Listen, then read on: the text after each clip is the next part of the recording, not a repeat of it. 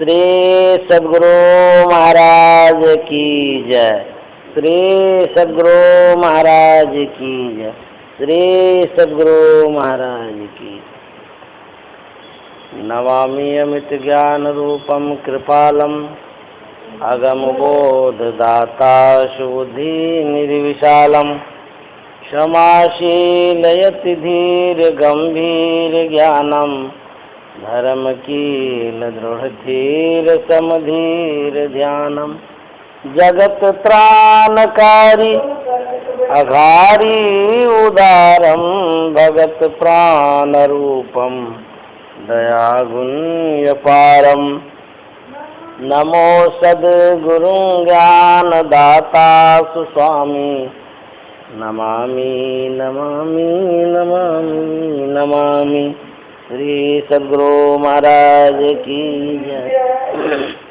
अव्यक्त रूप में परमाराध्य सद्गुरु महाराज, उपस्थित सत्संग प्रेमी मान भाव माता एवं बहनों, आज हम लोग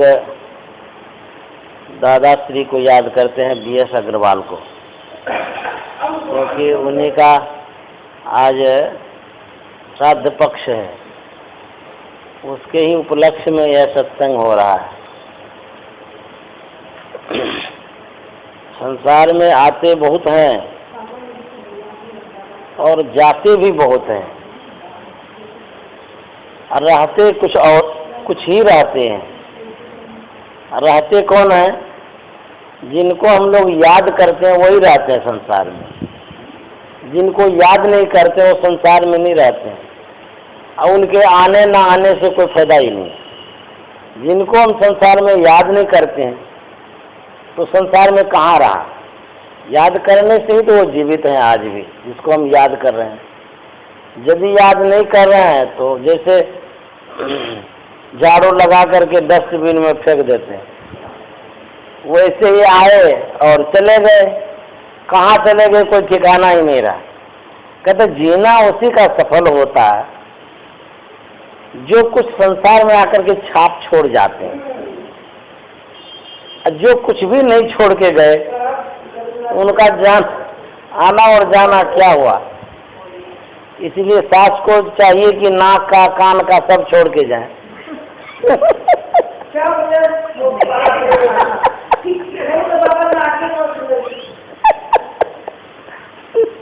नहीं छोड़ के जाइएगा तो कोई नाम भी नहीं लेगा।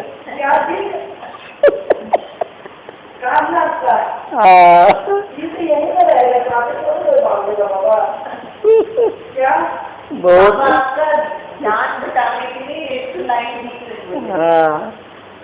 तो कहते हैं संसार से तो जाएंगे ही जाएंगे, लेकिन अपना छाप छोड़ के जाइए। जैसे माता जी क्या कर रही हैं, सबको सत्संग में जोड़ रही हैं। ये हुआ छाप छोड़ना। मर तो जाएगी लेकिन बाद में याद करेंगे कि मेरी सासू माँ ऐसी थी, हम लोगों को सत्संग करने के लिए कहती रहती थी, बार बार डांटती रहती थी, हम लोगों को अच्छा शिक्षा देती थी। ये हुआ छाप छोड़ना। बहुत लोग आते हैं लेकिन चले जाते हैं इस संसार से यूं ही। इसीलिए कहा गया है कुछ काम करो, कुछ काम करो, जग में रहकर कुछ नाम करो। यह जन्म हुआ किस अर्थ का हो, समझो इसमें व्यर्थ न हो। यह शरीर तो आया है चला ही जाएगा। इस शरीर से ऐसा ही काम कर लीजिए कि लोगों के दिल में बस जाइए। जैसे आज महात्मा गांधी को हम लोग याद करते हैं ना। क्यों याद करते हैं? वो भारतवासियों के दिल में बस गए थे। ऐसा उन्होंने काम किया जो उसके नाम को आज हम लोग ढो रहे हैं। आज राष्ट्रपिता राष्ट्रपति थे ना राजेंद्र बाबू, तो राजेंद्र बाबू का भी नाम हम लोग लेते हैं। इस तरह से बहुत से ऐसे महापुरुष हुए हैं जिनको हम लोग याद करते हैं। उसी तरह से हम लोगों को शिक्षा ये मिलती है, इस मनुष्य शरीर से ऐसा अद्भुत काम कर लें जो कि लोग हमको याद करें। कोई कहेंगे कि हम कहाँ काम करने के लिए जाएंगे, हम कैसे उतना महान बन सकते हैं? तो संत महात्मा कहता है कहीं जाने की आवश्यकता नहीं है, बड़ा बनने के लिए कहीं जाना नहीं है। आप जहाँ हैं वहीं रहिए, जिस काम को करते हैं करते ही रहिए, लेकिन जो क्रिया बतलाई गई है, संत महात्मा जो बतला है उसको करिए, देखिएगा आपकी नैसर्गिक आभा कितनी बढ़ती है, आप वहीं से ऊंचे हो जाएंगे, कहीं जाने की आवश्यकता ही नहीं है। इसलिए इस मनुष्य शरीर से अद्भुत काम कर लेना चाहिए। गुरु महाराज का पद्य है, छन छन पाल पाल समय सिरावे, छन छन पाल पाल समय सिरावे, नर तन दुर्लभ फिर नहीं पावे, छन छन पाल पाल समय सिरावे, नर तन दुर्लभ फिर नहीं पावे। गुरु महाराज कहते हैं जो क्षण है जो पल है इतना बीतते जा रहा है कि कोई कहना ही नहीं है कि एक एक पल तुरंत तुरंत बीतता है। मान लिया जाए 1 घंटा जो समय बीता पहले, आप जो भी कर रहे थे, जहां भी कर रहे थे, क्या उसको आप ला सकते हैं लौटा के? 1 घंटा पहले की बात वो नहीं लौट के आ सकता है। जो भी अब आएगा आगे के समय का आएगा।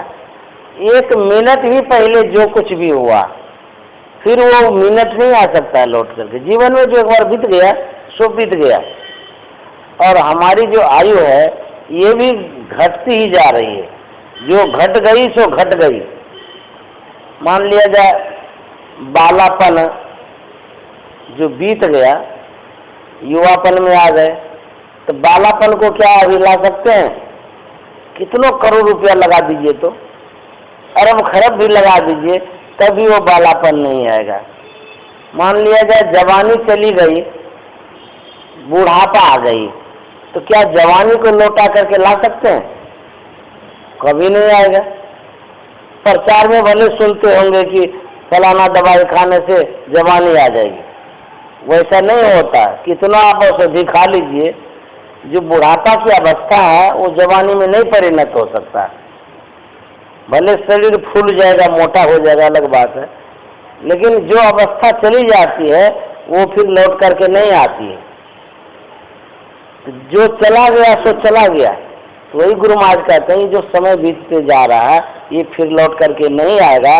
तो जो समय है उस समय में क्या करना चाहिए? गुरु महाराज कहते हैं दुर्लभ मानुष तन करिए गुरु भजन, दुर्लभ मानुष तन करिए गुरु भजन, बिना रे भजन व्यर्थ जन्म न सावे, छन छन पल पल समय सिरावे, नर तन दुर्लभ फिर नहीं पावे। कहते हैं मनुष्य का शरीर दुर्लभ है, अद्भुत है। इस दुर्लभ शरीर से दुर्लभ काम कर लेना चाहिए। दुर्लभ काम क्या है? कहते हैं दुर्लभ काम है गुरु का भजन करना। दुनिया में सबसे दुर्लभ काम यदि है तो गुरु का भजन करना है। दुर्लभ मानुष तन करिए गुरु भजन।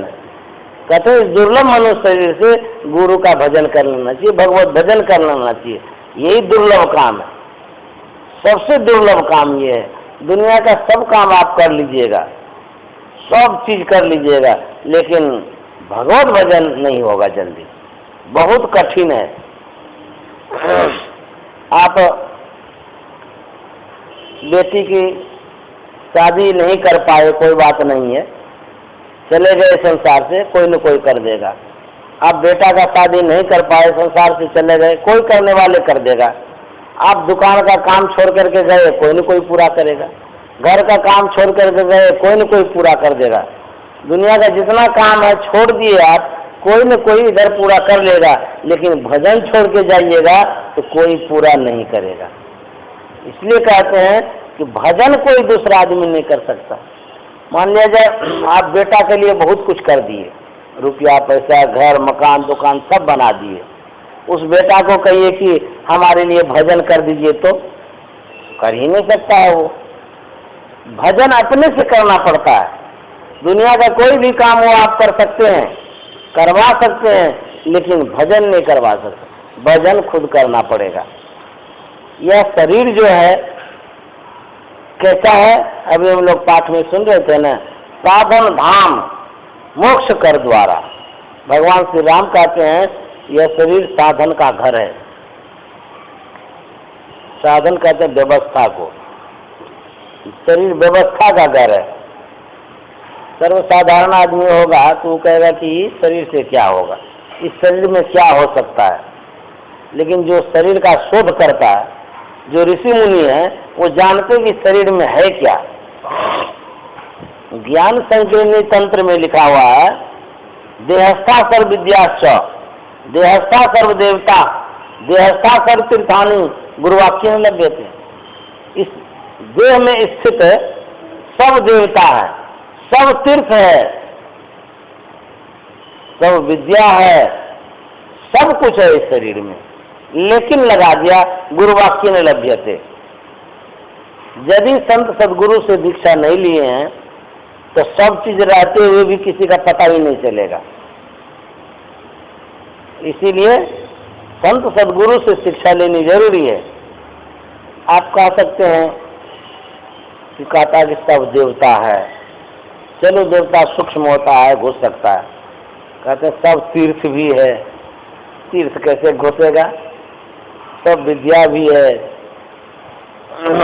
मान लिया जाए आपसे कहा जाए, आप दूरदर्शन देखते हैं ना, टीवी में हवाई जहाज कैसे उड़ता है उतना बड़ा, टीवी में उतना पहाड़ कैसे आ जाता है, और सागर महासागर सब घुसा हुआ रहता है, बड़ा बड़ा शहर सब रहता है उसमें। देखते हैं टीवी में कितना बड़ा बड़ा बिल्डिंग घुस जाता है। टीवी का स्क्रीन साइज कितना है, 24 इंची होगा, 48 इंची होगा, 50 इंची का होगा, 100 इंची का हो सकता है। उस 100 इंची में एक आदमी नहीं घुस सकता है, उतना बड़ा बड़ा शहर मकान दुकान सब घुस जाता है। कैसे? तो कहेंगे आजकल के वैज्ञानिकों का ये चमत्कार है। भौतिक वैज्ञानिकों का इतना चमत्कार है कि टीवी में दुनिया को घुसा दिया है। जो आध्यात्मिक वैज्ञानिक है, जो परमात्मा है, वो इस मनुष्य शरीर रूपी टीवी में क्या नहीं घुसा सकता है दुनिया को? अरे वो तो महावैज्ञानिक है, वो क्या नहीं घुसा सकते हैं? तो इस शरीर रूपी टीवी में सब कुछ है, लेकिन दीक्षा सबको नहीं है। गुरु महाराज का पद है, एक बिंदुता दूरबीन हो, दूरबीन क्या करे, पिंड में दरस ब्रह्मांड हो, बाहर में क्या फिरे। कहते एक बिंदुता रूपी दूरबीन जिनके पास है वो सब कुछ देखता है। जिनके पास वो ऐसा दूरबीन नहीं है उनको तो यही 3.5 हाथ का शरीर दिखता है, लगता है कि शरीर में कुछ है ही नहीं। इस शरीर में क्या क्या भरा हुआ है उसके विषय में सुंदरदास जी महाराज की सुंदर वाणी सुनिए। जिनको पता नहीं है कुछ तो वो कहते हैं कि देखिए लोगों को ऐसा ही लगता है, जा शरीर माई तो अनेक सुख माने रही हो, ताई तू विचारिया में कौन बात वाली है। कहते हैं जिस शरीर में इतना सुख आप मान रहे हैं, थोड़ा उस शरीर पर विचार करिए तो इस शरीर में क्या क्या है। कहते हैं पेट हो पिटारी सी में ठोर ठोर मली है। कहते पेट पिटारी के समान है, जैसे सांप नहीं रखते हैं पिटारी में, कहते पेट पिटारी है, इसमें क्या भरा हुआ? कहता ठोर ठोर मली है, मल भरा हुआ है इसमें। ऊपर से तो देखने में अच्छा लगता है, लेकिन भीतर की बात कह रहे हैं। हारन सो भरियो मुख, हारन के नैन नाक, हाथ पांव सो सब हारन की नली है। कहते हैं ये मुंह हाथ पैर इसमें क्या हार मांस भरा हुआ है। सुंदरदास जी महाराज कहते हैं खून पेशाब पी पैखाना सब भरा हुआ है इसके भीतर में। कहते सुंदर या ही देख जनी भूले को। सुंदरदास जी महाराज कहते हैं कि इस शरीर को देख करके यदि कोई भूल जाता है तो मूर्ख है। सुंदर आई देख जनी भूले को, भीतर भंगार भरी ऊपर से कली है।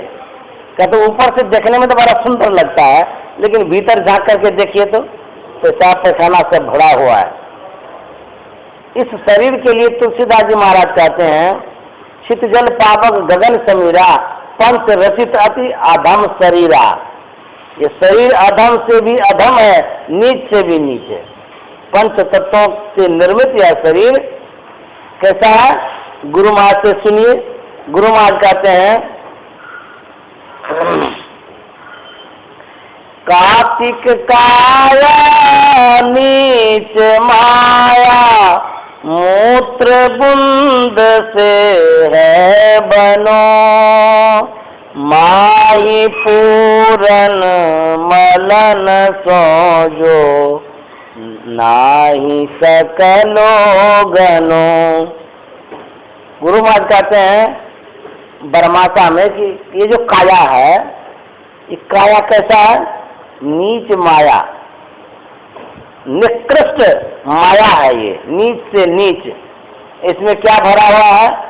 माही पूरन मलन भरो, इसमें पूर्ण मल भरा हुआ है, ऐसा ये है। तुलसीदास जी महाराज कहते हैं, इस शरीर में इतना चीज है, लेकिन एक अद्भुत चीज भर दिया है परमात्मा ने। क्या भर दिया है? कहते हैं यह मोक्ष का जो द्वार है, मोक्ष का द्वार मनुष्य शरीर के अतिरिक्त किसी शरीर में नहीं है। कोई भी जानवर का शरीर हो, कोई भी शरीर हो, उस शरीर में मोक्ष का द्वार नहीं है। यही इसमें विशेषता है। इस शरीर में मुक्ति का द्वार भी है। इतना अवगुण रहते हुए भी एक बहुत बड़ा गुण है कि शरीर से परमात्मा को प्राप्त कर सकते हैं। अन्यथा घोड़ा शरीर में प्राप्त नहीं कर सकते हैं, गधा शरीर में नहीं प्राप्त कर सकते हैं, बिल्ली शरीर में नहीं प्राप्त कर सकते हैं, वो शरीर में कुछ प्राप्त ही नहीं कर सकते हैं। लेकिन मनुष्य शरीर में एक चीज भर दिया है कि ज्ञान प्राप्त कर सकते हैं, परमात्मा को प्राप्त कर सकते हैं। यही एक विशेषता है।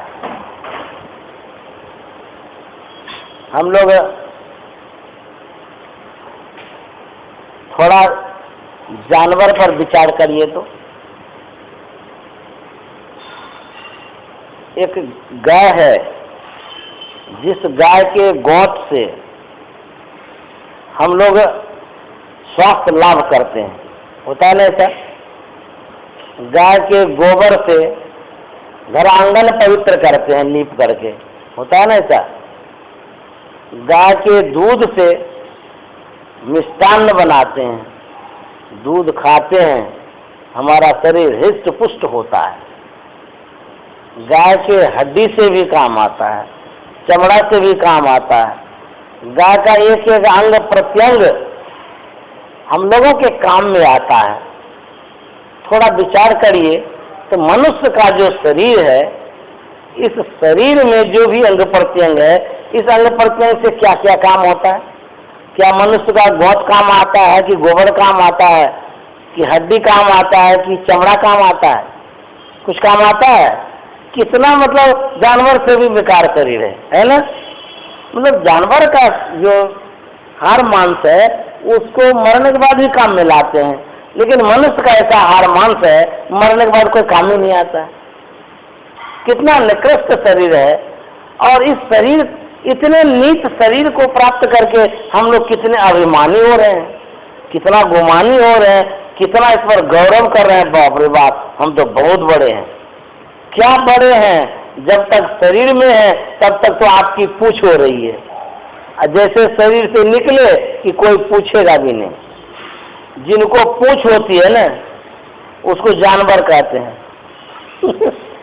बहुत पूछ होने लग जाती है तो समझिए वो जानवर हो गया। पूछ नहीं होता, बैल को होता ना पूछ, गाय को ही पूछ जिसको हो गया वो समझिए वो जानवर हो गया, गधा हो गया वो। इसीलिए विशेष पूछ नहीं होनी चाहिए।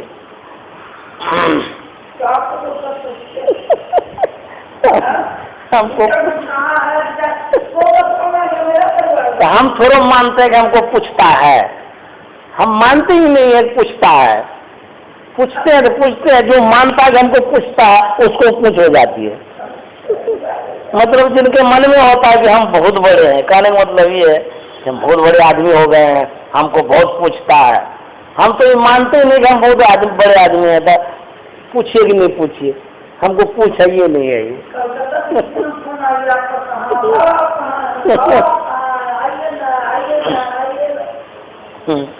तो कहते हैं कि मानव शरीर प्राप्त करके अपने आप को विनम्र बना के रखना चाहिए। हाँ, अभिमान नहीं का हम तो बहुत सुंदर है देखने में, हमसे सुंदर कौन हो सकता है।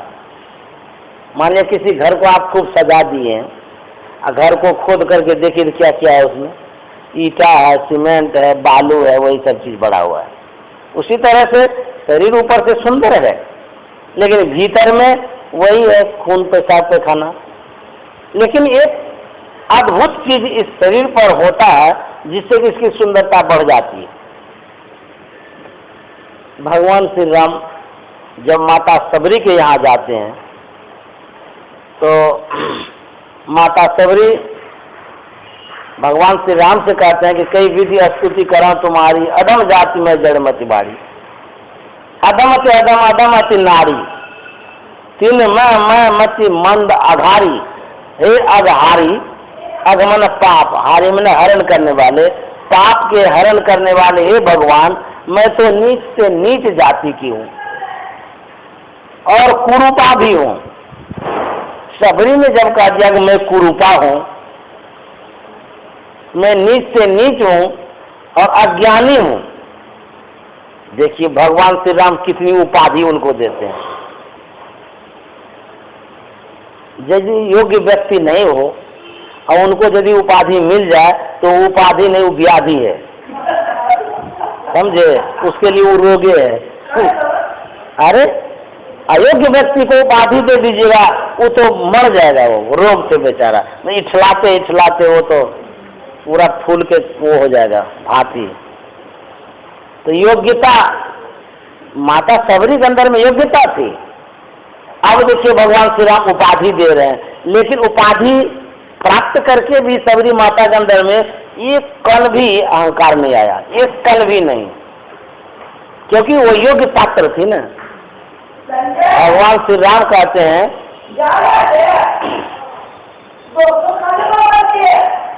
भगवान श्री राम क्या कहते हैं, कहा रघुपति सुनु भामिनी बाता। देखिए आ रहा माता जी। अब बुझिए भगवान श्री राम कहते हैं भामिनी, भामिनी में ना सुंदर स्त्री। अब लीजिए बात तो उल्टी पुल्टी जैसी लगती है, सबरी तो एकदम काली कलौटी थी, फिर इसको सुंदरता की उपाधि मिल गई। कहते हैं कि तू बहुत सुंदरी है, जबकि वो बहुत काली कलौटी थी। ऐसी काली कलौटी थी कि सुना जाता है कि उनकी जब शादी हुई, उनके पतिदेव कहते हैं कि अरे राम भूतनी को हम कहाँ ले जाएंगे, बाप रे बाप, बच्चा भी डरेगा इसको देख के, इतनी काली थी। तब भगवान श्री राम किस कारण से उसको सुंदरता की उपाधि देते हैं। देखिए सुंदरता कैसी होती है।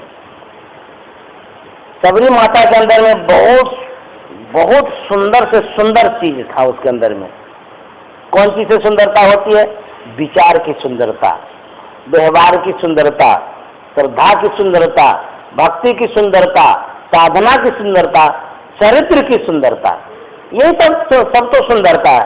मान लिया जाए खूब सुंदर स्त्री कोई हो, चरित्रहीना है तो उसको सुंदर क्या सुंदर है, वो तो बंदर है। यदि चेहरा कुरूपा है, उसका व्यवहार उत्तम है तो उनकी पूजा होती है। हम लोग पढ़े थे, 5वां 6ठा में पढ़े होंगे, रूप बढ़ाया गुण, पढ़े आप? हाँ, उसमें ही कहानी था, रूप बढ़ाया गुण। उसमें एक मिट्टी का घड़ा था, एक सोने का घड़ा था। वहां पर यह दिखलाया गया था रूप से बढ़कर के गुण होता है, गुण की पूजा होती है, रूप की पूजा नहीं होती है। रूप को तो कुछ आदमी मानते हैं, लेकिन गुण को दुनिया मानती है। गुण की पूजा होती है। सबरी के अंदर में गुण था, उसी तरह से भगवान श्री राम कहते हैं हम अपने अंदर में गुण को ग्रहण करें, गुण को अपनावें। जब आपके अंदर में गुण हो जाएगा तो आपके रूप को नहीं देखेगा, गुण की पूजा करेगा। रूप एक से एक रूप दुनिया में है, लेकिन उतना लोग उनको नहीं मानते हैं। लेकिन गुण वाले जितने आदमी हैं सबकी पूजा होती है। आज रविदास जी महाराज नहीं है, अब कैसे थे नहीं थे हम तो देखे नहीं थे, उसका रूप तो नहीं देखे हैं, लेकिन उनका गुण ऐसा है आज भी उनको याद करते हैं। कबीरदास जी महाराज का गाल चुटका हुआ था कि खड़ा था, हम लोग देखे नहीं थे, लेकिन आज कबीर साहब को हम लोग कितना मानते हैं। क्यों? गुण को ढो रहे हैं। रूप तो मिट्टी में मिल जाता है, गुण को मिट्टी में कोई नहीं मिला सकता है। तो वही कहते हैं कि जिनके अंदर में गुण होता है वही मानव महान होता है। तो भगवान श्री राम कहते हैं यह शरीर गुण का धाम है, सुख का धाम है, इसलिए शरीर की विशेषता भी है। जानवर मोक्ष नहीं प्राप्त कर सकता, आदमी मोक्ष प्राप्त करेगा।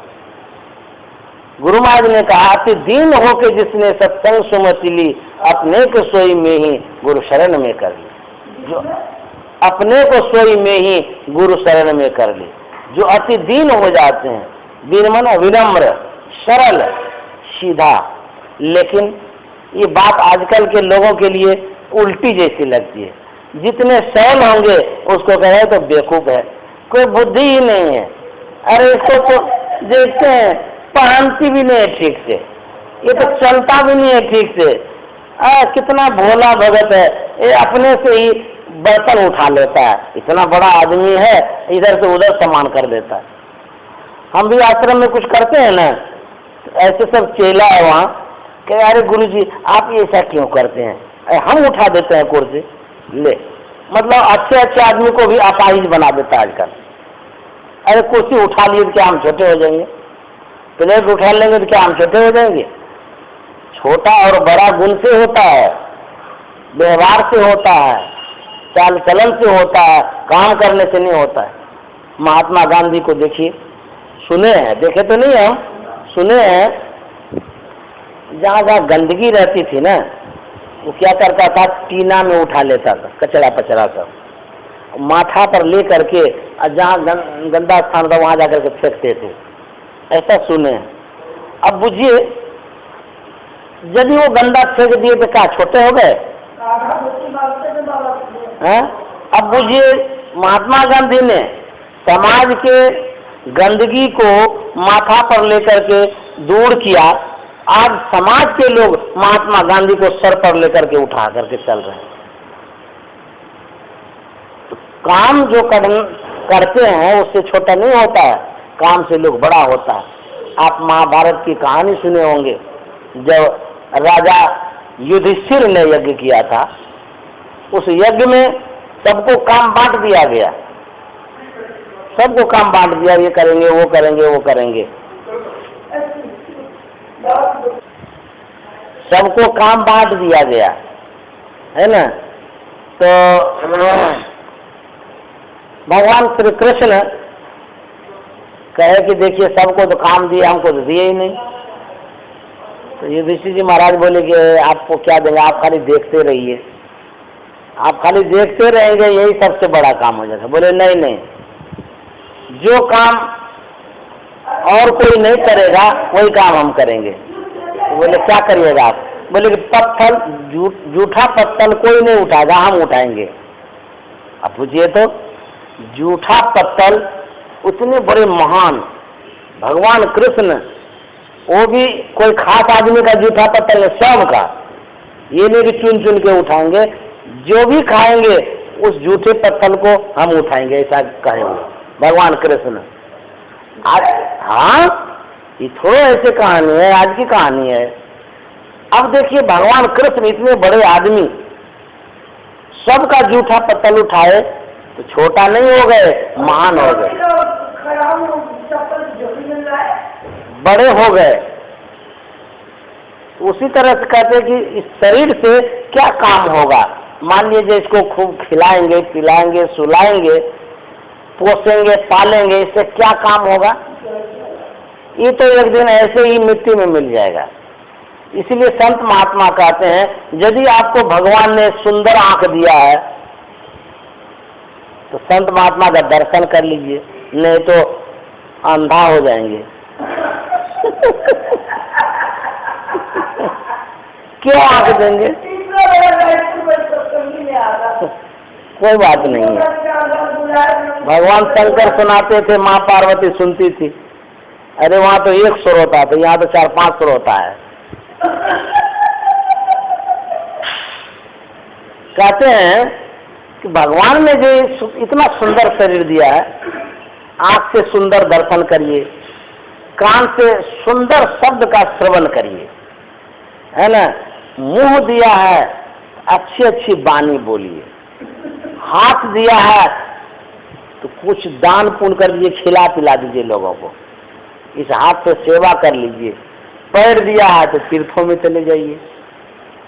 इतना अवसर दिया है भगवान ने। नहीं तो देखिए दुनिया में लोग कैसे कैसे हैं, किसी का हाथ कट गया है, किसी का पैर कट गया है, किसी का आंखें नहीं है, किसी को काने नहीं है, किसी का नाके नहीं है।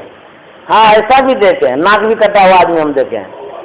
नहीं देखे होंगे तो शूर्पणखा का नाम सुने होंगे, सुने हैं ना, उसका नाके काट लिया। वो बहुत अभिमानी थी, वो उसको नाक पर गौरव था, हम बहुत सुंदर हैं। बहुत शूर्पणखा है अभी, उस समय तो एक शूर्पणखा थी, अभी तो शूर्पणखा ही नखा है। नखा क्या सखा ही सखा है उसका। सुनिए, तो कहते हैं कि भगवान ने जो सुअवसर दिया है, इस सुअवसर का लाभ उठा लेना चाहिए। नहीं लाभ उठाएंगे तो फिर ये अवसर चला जाएगा, ये शरीर नहीं रहेगा।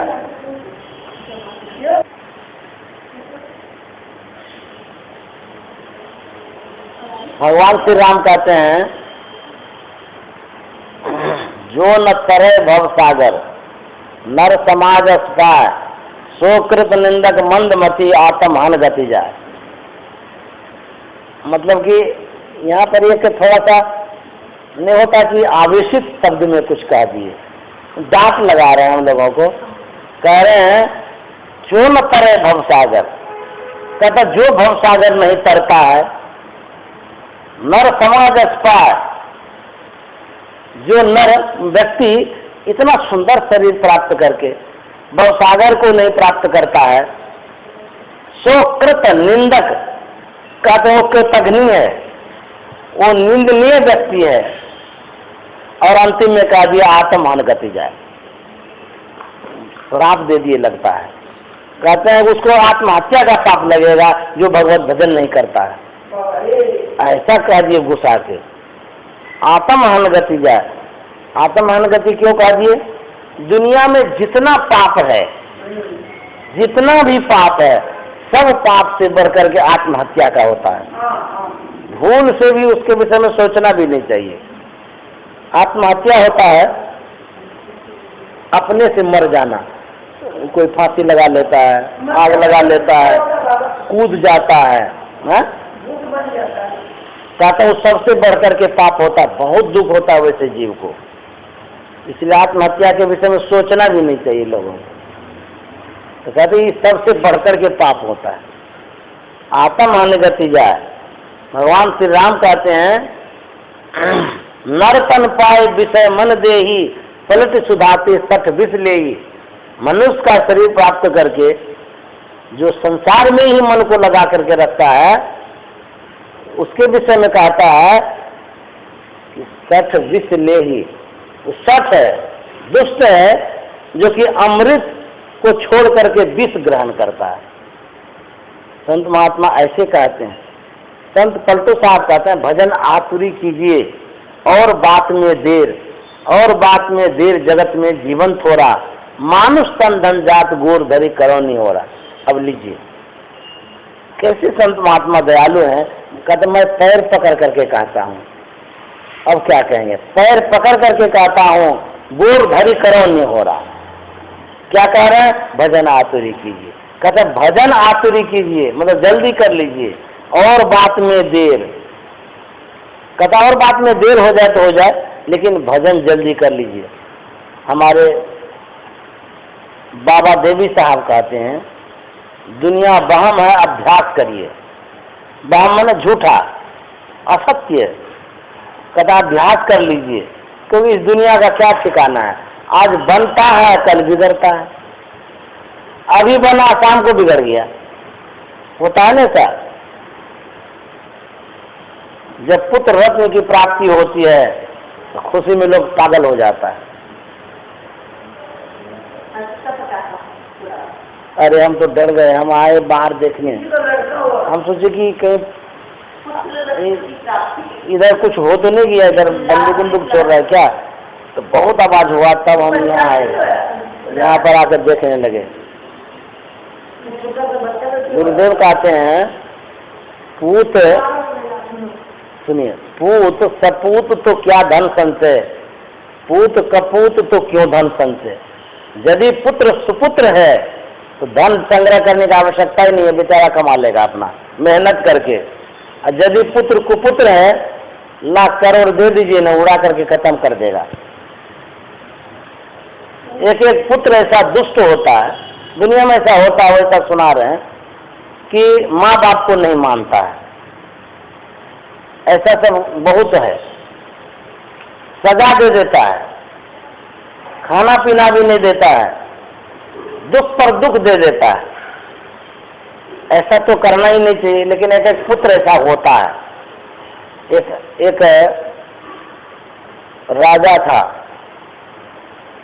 उसका पुत्र राजा बनने के लालच में क्या करता है, पिता पर चढ़ाई कर देता है, पद लोलुपता। पिता को जहां तक शक्ति थी वहां तक तो अपना लड़ा, लेकिन पुत्र के सामने क्या लड़ेगा, कोई जवान आदमी अब बूढ़ा आदमी को दबा ही देगा कि। अंततः क्या हुआ, अपने पिता को अपने अधिकार में कर लिया, कब्जा में कर लिया और उसको जेल में डाल दिया। जेल में तो डाल ही दिया, खाना पीना भी बोला कि इसको कोई नहीं देगा, बंद करा दिया। लेकिन वो अपनी माँ को छूट दिया था कि वो पिता से मिल सकती है। अब पत्नी थी तो नहीं, हृदय में दया आ जाती है कि हमारे पति देव हैं, जेल में है, पुत्र कुपुत्र हो गया। तो क्या करती थी, मतलब कुछ भोजन लेके शरीर में छिपा लेती थी, चादर वगैरह से ढक करके चली जाती थी जेल। पति से मिलती थी, उनको भोजन कराती थी चुरा करके, कोई देख न ले। मना कर दिया था कि कोई इसको भोजन नहीं देगा, लेकिन उसकी माँ थी, उनके पति वो थे, तो चुरा करके भोजन कराती थी। तो उस लड़के के मन में हुआ कि कई दिन तो हो गया, अभी मरा नहीं है बुढ़ा। देखिए पिता है तब भी कितना निर्दय बन गया। वो कहता कि मरा नहीं है, क्या कारण है। जो जेलियर था उससे पूछा, अरे अभी पिताजी मरा नहीं है, क्या कारण है, कौन इसको भोजन कराता है। वो लोग कहता है ना हम लोग कुछ नहीं भोजन वोजन कराते हैं। तो बोले तब ये जीवित कैसे है। बोले कि आपकी माँ आती है ना, पता नहीं कुछ खाने के लिए देती है, इसीलिए जीवित है। बोले अच्छा माँ आती है, देखो माँ को बोल दो कोई चीज नहीं लाएगा साथ में, यदि लाता है तो उसको छीन करके फेंक दो, कुछ भी अंदर नहीं जाएगा। उसको मना कर दो कि कुछ नहीं लेकर के जा सकती है। तो उसको बोल दिया गया इस तरह की बात है, हिदायत किया गया है राजा साहब के द्वारा कि आप कुछ अंदर नहीं ले जा सकते। अब बेचारी सोचने लगी अब क्या होगा। अब वो क्या किया, पूरे शरीर में मधु लपेट ली, यहाँ से लेके पूरा मधु शहद लपेट ली, लगा लिया पूरा शरीर में। अपना कपड़ा जैसे पहनती से पहन करके चली गई, कुछ तो है नहीं पास में, सब चेकिंग किया कहीं कुछ नहीं है। तो अंदर गया, पति कहता है कि तुम कुछ लाई खाने के लिए। बोलते हैं कि नहीं मना कर दिया है कुछ लाने से। तो कपड़ा हटा दिया, बोला कि यही है इसको चाट लीजिए। तो बेचारा मधु चाट चाट करके जीने लगा। कैरेज हो गया तो पुत्र को बर्दाश्त नहीं है, मरता नहीं है बुढ़ा। फिर पूछने लगा, अरे क्या बात है, अभी तक मरा नहीं, कैरेज तो भूखे प्यासा है, तुम लोग लगता है कुछ न कुछ गोलमाल करता है, कुछ खिलाता पिलाता होगा। बोला कि नहीं नहीं, हम लोग कुछ नहीं खिलाते पिलाते हैं, लेकिन आपकी माँ जब आती है ना तो आपके पिताजी से वो मिलती है, हो न हो कुछ करती होगी, हम लोगों को तो पता नहीं चल रहा। बोले कि पूरा छानबीन करो उसका, जब भी आती है क्या कर रही है पूरा। जब वो आई दूसरे दिन तो देखा कपड़ा हटा करके वो उसके सामने है, तो वो शरीर को चाट रहा है। उन लोगों को पता चल गया कि ये कुछ शरीर में लगा के आती है, तो उसके लिए भी उसको राजा को कहा गया। तो राजा ने कहा अपनी माँ से कि तुम मिलने के लिए नहीं जा सकते। अब जान गया ना वो मधु चटाती है। अब वो जी उसको मिलने से मना कर दिया। अब मना कर दिया तो जाने कौन देगा। जानते हैं क्या हुआ, उस राजा को आखेट के लिए जाना था, शिकार करने के लिए। वो अपना चले गए शिकार करने के लिए। इधर क्या हुआ, बेचारा भूखा तो था ही, 2-3 रोज में उसी जेल में मर गया।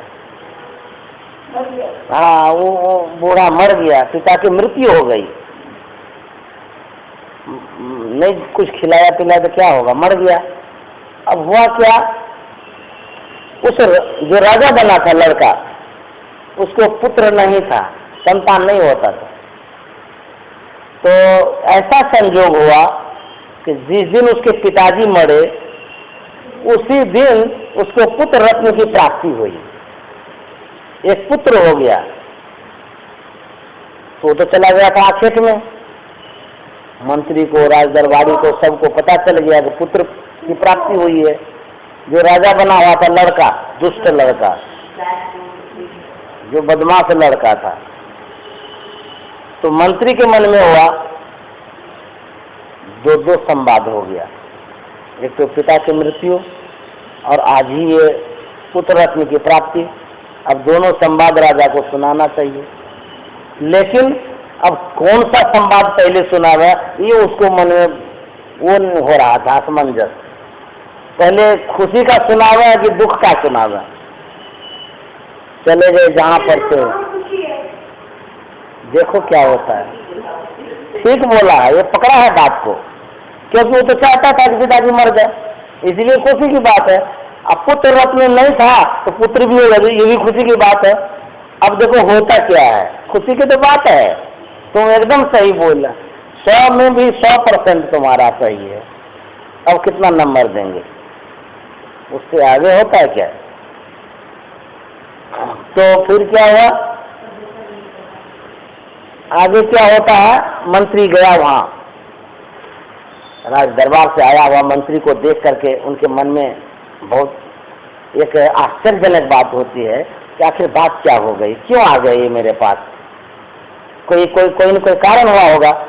आश्चर्य से पूछता है कि मंत्री जी आप इस समय यहाँ क्यों आ गए, राज दरबार ठीक ठाक तो है, कोई गड़बड़ी तो नहीं है। उसी राजा का मंत्री था, वो जो लड़का था ना राजा दुर्जन, कोई गड़बड़ी तो नहीं है।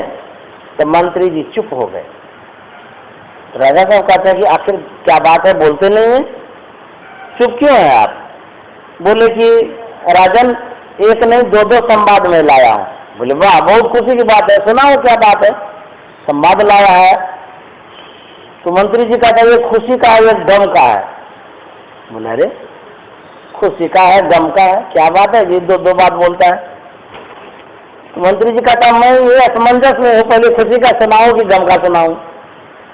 तो राजा साहब कहते हैं कि किसी को भी पहले खुशी का संवाद सुनाना चाहिए, क्योंकि गम का सुनाएंगे तो खुशी में मजा नहीं आएगा। खुशी का सुनाएंगे तो खुशी कुछ देर तो रहेगा, अब उसके बाद गम तो गम ही गम है।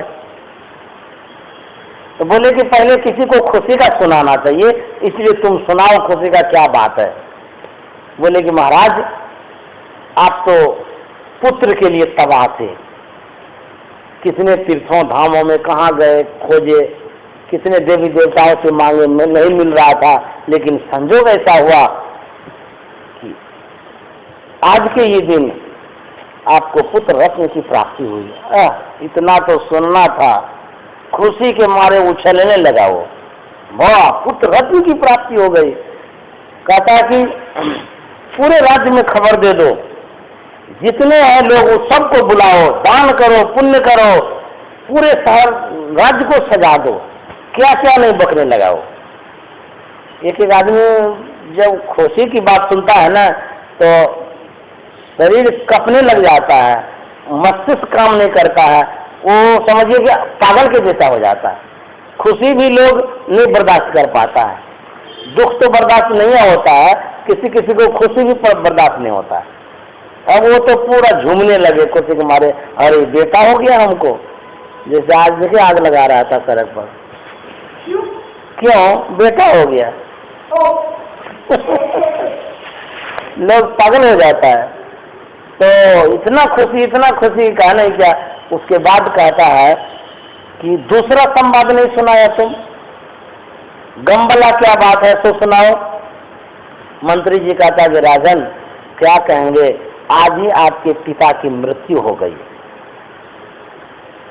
अब जो गम की बात सुनाया, एकाएक वो सोचने लगा स्थिर मन से कि अरे पिताजी मर गए। कितना दुश्मन होगा, लेकिन एक बार आत्मा से जरूर होता है, एहसास होता है। ओ हम तो पिताजी को जेल में दे दिए थे, खाने भी नहीं दिए थे, भूखे प्यासे मर गया। अरे हमको तो पुत्र रत्न की प्राप्ति हुई है, हम उनके पुत्र थे, हमको भी पुत्र हुआ है, हमारे भी कोई पुत्र हैं, तो कहीं हमारे साथ भी तो न वो वैसा ही करेगा जैसा मैंने अपने पिता के साथ किया। बेचारे के मन में घूमने लगा बात उस समय, वो जो पिता को दिया था जेल में, अब वो सोचने लगा कि हमको भी तो पुत्र हुआ है आज, कहीं हमारे साथ भी तो नहीं ऐसा ही होगा। अब उसका दिमाग काम नहीं कर रहा है, ये क्या हो गया, हमने तो बहुत बड़ा अपराध कर दिया, क्षमा भी नहीं हो सकता, ऐसा मैंने काम किया, हमारा पुत्र भी कहीं ऐसा हो गया तो हमको भी इस तरह से करेगा क्या। इतना जो सोच रहा था, एकाएक उसको उसी समय हार्ट अटैक हो गया और वहीं पर उनकी मृत्यु भी हो जाती है। पुत्र को देख भी नहीं पाया। तो कर भला हो गए, भला करके भलाई देख ले, कर बुरा हो गए, बुरा करके बुराई देख ले। वो अपने पिता के लिए किया था और वो भी सोचते सोचते मर गया कि मेरे लिए भी करेगा, तो बाद में एहसास करता है। वही कहते हैं कि पिता को सताना नहीं चाहिए, क्योंकि आप भी तो पिता बनेंगे, तब क्या दशा होगी।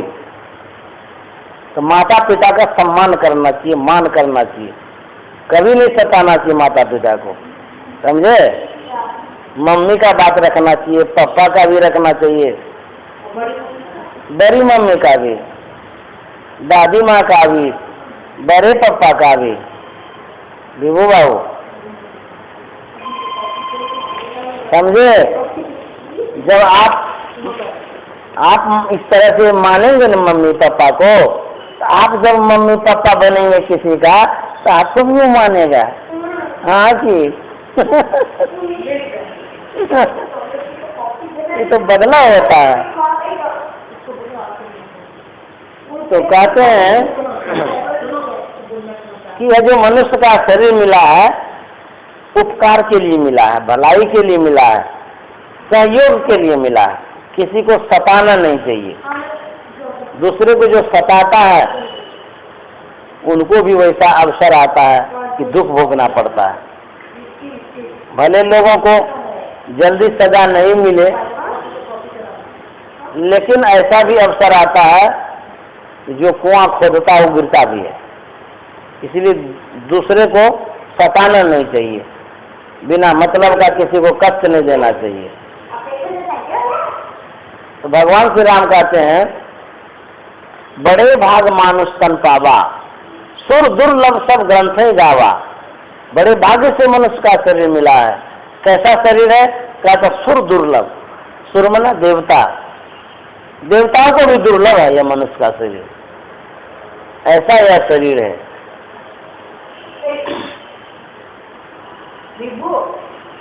गुरु महाराज ने कहा, ये मानुष देह समैया में करो परमेश्वर में प्यार, कर्म धर्म को जला खाकर देंगे तुमको तार। मनुष्य का शरीर मिला है कि क्या करना चाहिए, बोलिए तो। मनुष्य का शरीर मिला तो क्या करना चाहिए, सबसे उत्तम काम क्या करना चाहिए? हाँ, ये तो ठीक ही बोला, ध्यान बोला। हाँ, तो मनुष्य का शरीर प्राप्त करके ध्यान करना चाहिए, ठीक ही बोला ये।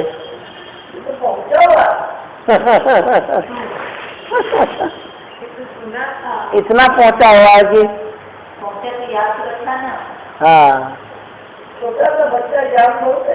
तब तो कहते हैं कि मनुष्य का शरीर मिला है तो भगवत भजन करना चाहिए। अच्छा, एक बात और पूछना चाहते हैं, हम कभी बताए थे कि जो जीव है उसका बासा इस शरीर में है, हम बताए हैं कभी, तो कहाँ पर है रहना? आप मतलब आपसे पूछा जाए आप कहाँ हैं, क्या बताइएगा? कौन घर में? तो दादाजी के घर में आप हैं कि आपका शरीर है? हाँ, तो आप शरीर में हैं, है ना? शरीर में, तो शरीर में कहाँ पर हैं? अंदर में कहाँ पर है?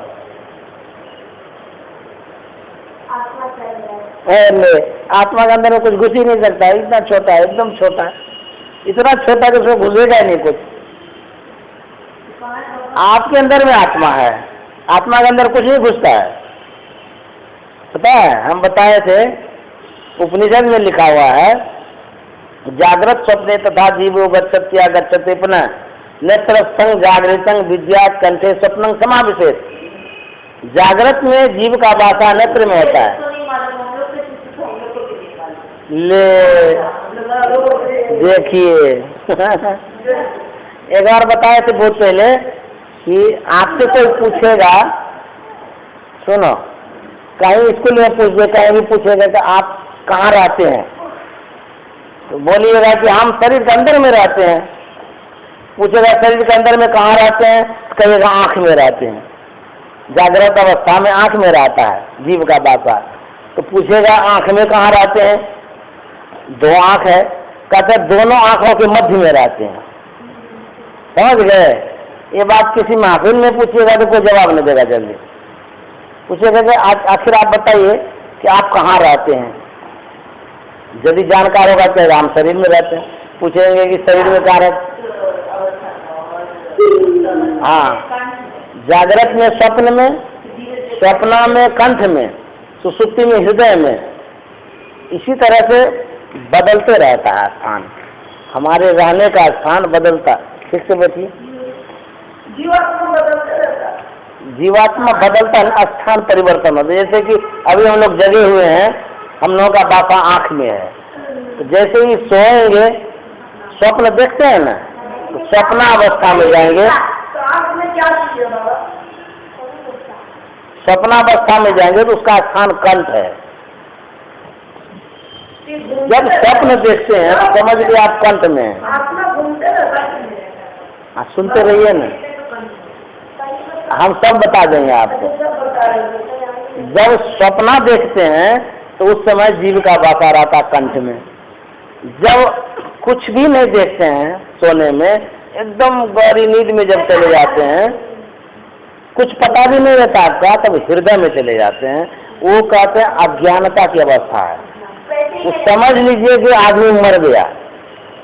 हम लोग रोज मरते हैं, प्रत्येक दिन मरते हैं और रोज जिंदा भी होते हैं। समझिए प्रभु की कृपा है। जैसे ही गहरी नींद में जाते हैं समझ लीजिए अचेत हो जाते हैं, हमारी चेतना सिमट जाती है, पूरे शरीर से सिमट करके एक जगह हृदय में केंद्रित हो जाती है। इसीलिए जब सवेरे उठते हैं, सुनिए, जब सवेरे उठते हैं ना, यह शरीर अशुद्ध रहता है। जैसे मुर्दा घर में रहता है ना, अशुद्ध हो जाता है। तो जैसे ही उठते हैं शरीर अशुद्ध हो जाता है। इसीलिए पवित्रता के लिए स्नान करने चाहिए।